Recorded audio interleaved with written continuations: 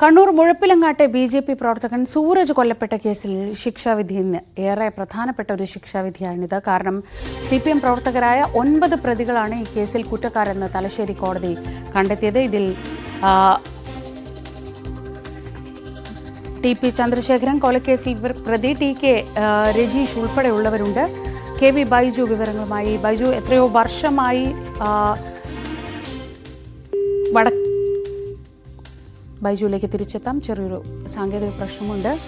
Kannur മുഴപ്പിലങ്ങാട്ടെ BJP. പ്രവർത്തകൻ സൂരജ് കൊല്ലപ്പെട്ട കേസിലാണ് ഇന്നിപ്പോൾ ശിക്ഷാവിധി വരുന്നത്. കഴിഞ്ഞ ദിവസം കോടതി ഈ കേസിലെ 9 പ്രതികൾ, ഈ 9 പേരും CPM പ്രവർത്തകരാണ്, ഇവർ കുറ്റക്കാരാണെന്ന് കോടതി കണ്ടെത്തിയിരുന്നു.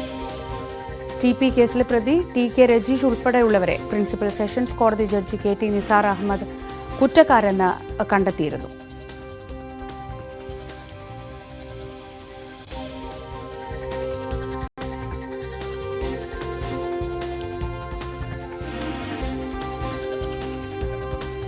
ശരി.